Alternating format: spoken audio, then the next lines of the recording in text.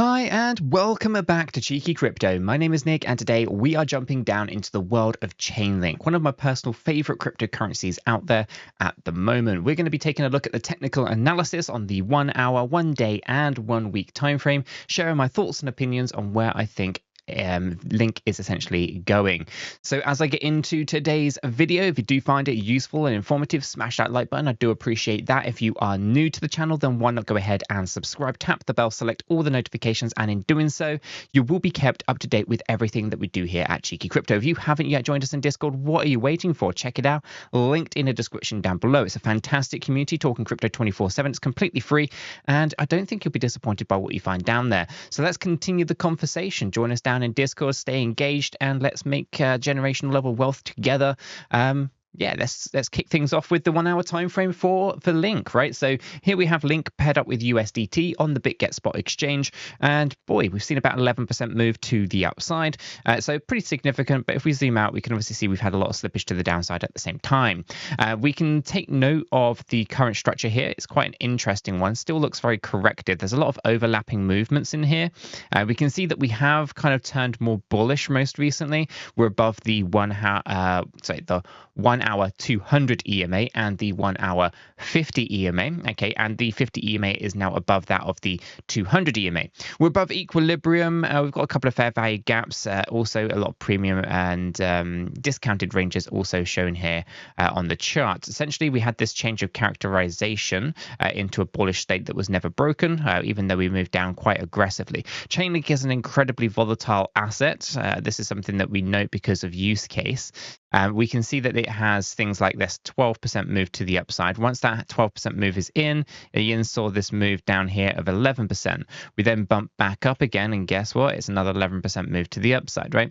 And so what I mean is this is an incredibly volatile asset. You can see how if you jumped in over here, you could have made 12% that was wiped out almost instantaneously, and then almost back up where you were before, right? And so if you were to buy at the top of this move, then obviously you've seen nothing but downward pressure, and then you're buying, and then you're selling down here because you think it's going down, then the price goes up. It's incredibly volatile, and it's volatile because ultimately its price is really tethered to its use case, right? As demand comes in, then price tends to go up, and not necessarily demand just for Link either, but demand for DeFi applications. It's all to do with oracles and things like that. I'm not going to go into the fundamental side so much, but essentially what you're looking for is you're looking for reasons why there might be demand for Link as an asset, right? And usually more demand that comes into the crypto space, the more demand there is for Link.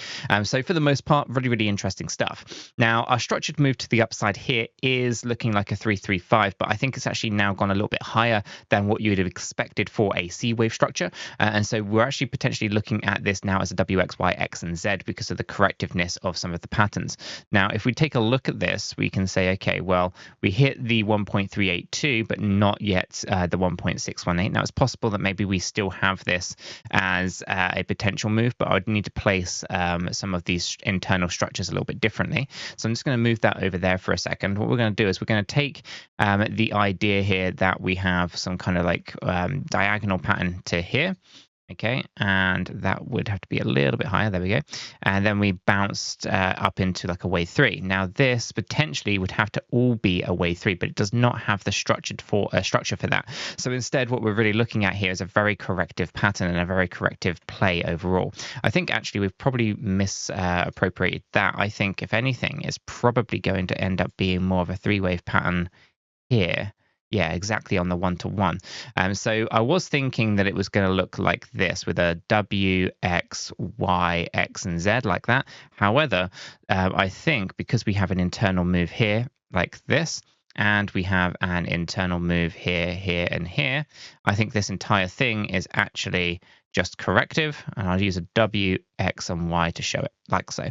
So by all this kind of structured pattern and structured move to the upside, it looks like it topped out and we should start to cool off. We could also see that the stochastic RSI on the 1 hour time frame isn't necessarily aligned to the idea that it is going to cool off. So it's going to be an interesting one to keep an eye on. I suspect a move back down to the 200 EMA at about $6.10, and that also coincides with the equilibrium from a smart money concepts point of view. So for Chainlink, I suspect we're going to move down. I think we're getting a false signal on the stochastic RSI. Over the weekend, we're probably going to see that stochastic RSI RSI move up and move down and move up and move down, without actually doing terribly too much to the price action here.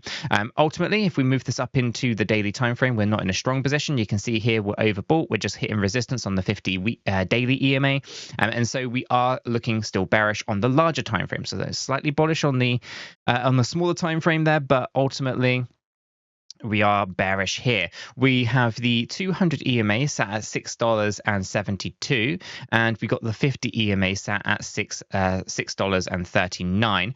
The short-term price action of the 50 EMA is lower than that of the longer-term price action at the 200 EMA.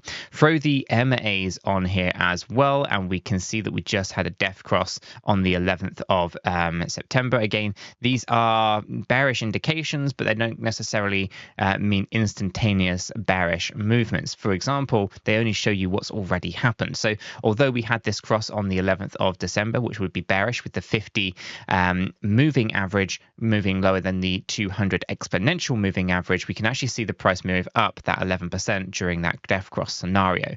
But ultimately, there isn't a lot to be confident on here with all these short-term price moving averages lower than the longer term price averages. So it's one of those things, keep an eye on it, but not looking strong right now with resistance on that 50 EMA as well. You can see that's kind of hitting us back a little bit there. Now, when we take a look at our patterns here from an Elliott wave theory as well as smart money concepts, you can see we came down, we hit 1.618, and we bounced up into what would typically be a wave 4 situation. Now, ultimately, this doesn't give me the confidence in thinking, okay, this has to be impulsive, because we do not have a good internal working over here. That being said, we can consider this a diagonal based pattern, and let me show you why. If we go ahead and draw in, I'm going to draw the trend line in from here like this, and I'm going to draw the second trend line in like this. This is what would be basically confirm as a contracting diagonal. Essentially, this would be a big wave 1, wave 2 being quite big as well, wave 3 not being the shortest wave, and then a little wave 5 like that. Okay, this follows slightly different structures and slightly different patterns than you would normally expect to see of a 5-wave structure, but something that does actually occur quite a bit at the moment in the bear market, right? We can see quite a few of these contractions happening. Essentially, it kind of like leads you to think like a bit of a fake out, those kind of things, but ultimately it is a wave 1, a wave 2, and a wave 3 down here. We can then see that we've had this 3-wave move up into a wave 4, and we've got to have that 5th wave move, which means on the daily time frame, we are still looking for a move to the downside on Chainlink, and I suspect it's probably going to happen next week with the FOMC and various other things going on, where we are targeting out $5.10 to $5.39. People might think I'm crazy, but essentially that is where that looks to me at the moment.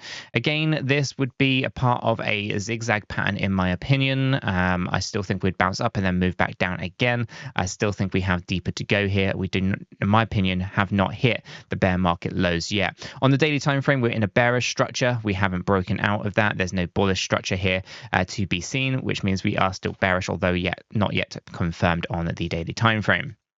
All in all, our structures are quite simple, bearish at the moment, nothing terribly too much to worry about, just more great accumulation for Chainlink. And I think if we do go down to some of those low levels I've been talking about for our Cheeky Crypto members, then I think that's going to be a fantastic opportunity for some great accumulation. Let's go ahead and move down into our weekly time frame, or move up into our weekly time frame. Here you can see that we're getting resistance on the weekly 50 EMA. The 200 EMA is obviously sat quite high as well. In here, we do see an interesting structured pattern. Let's go ahead and do the sense checks on this, just so that we can be really confident over everything that is going on. Right, we're not on the 1.618, but we did hit the 1.382. This essentially puts us in a W, X, Y, X, and Z pattern. Okay, which basically means we've still got deeper to go, and I'll show you approximately where this thing should be looking to land. Okay, this essentially will be between the 618 or 0.618 and the 1.382. Now, some of this is going to be really bearish, and you're going to be thinking price is never going down there. It doesn't have to. It only really has to hit that higher side at $4.66, but could slip all the way down to 173. If Link goes down to 173, I think I would be selling a kidney or a liver or something, some kind of body part, in order to stack up some really cheap Link at that point. I don't think that's going to happen, but it's a technical technically is possible. I think we're probably going to be more up in this higher range, probably between the kind of 1 and the 618. So essentially, I reckon $2.40 upwards to $4 is probably where the bear market low is going to be when it comes to Chainlink. So yeah, I think that's where we currently sit on this one. Let me know what your thoughts are in the comments down below. I think I'm going to wrap this video up right there since my webcam decided to die on me. Yeah, if you found it useful, smash the like button. If you're new to the channel, subscribe. And if you haven't yet joined us in Discord, what are you waiting for? Check it out, linked in the description below. Until the next one though, guys, have a fantastic day.